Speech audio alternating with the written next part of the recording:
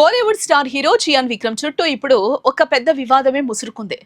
ఎప్పుడు తన వైవిధ్యమైన నటనతో వార్తలు నిలిచే విక్రమ్ ఈసారి ఒక అరుదైన కోతి కారణంగా తీవ్ర చిక్కుల్లో పడ్డారు. సోషల్ మీడియాలో ఆయన షేర్ చేసిన ఒక చిన్న వీడియో ఇప్పుడు తమిళనాడు అటవీ శాఖ అధికారుల వరకు వెళ్ళింది. వన్యప్రాణి సంరక్షణ చట్టాలను విక్రమ్ ఉల్లంఘించారంటూ సోషల్ మీడియాలో పెద్ద ఎత్తున విమర్శలే వస్తున్నాయి.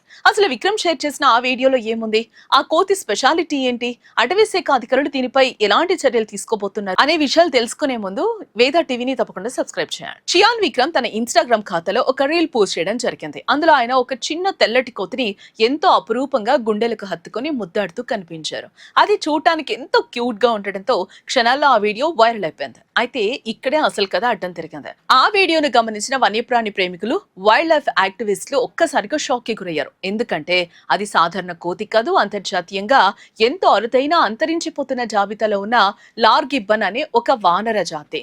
ఏ విషయంపై నెటిజన్స్ తీవ్రంగా స్పందించడం, చట్టపరమైన ఇబ్బందులు వస్తాయని గ్రహించడంతో విక్రమ్ ఆ వీడియోను పోస్ట్ చేసిన 24 అవర్స్ లోనే తన సోషల్ మీడియా అకౌంట్ నుండి డిలీట్ చేసేశారు.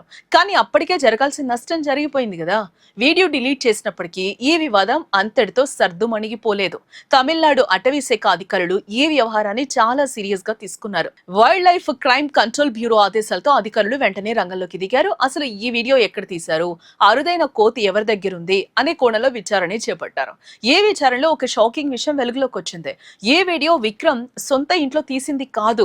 చెన్నై ఈస్ట్ కోస్ట్ రోడ్ లోని ఇజంబాక్కం ప్రాంతంలో ఉన్న విక్రమ్ వియ్యంకుడు ప్రముఖ క్యావిన్ కేర్ సంస్థ అధినేత సికే రంగనాథన్ నివాసంలో ఈ వీడియో చిత్రీకరించినట్లు అధికారులు గుర్తించారు.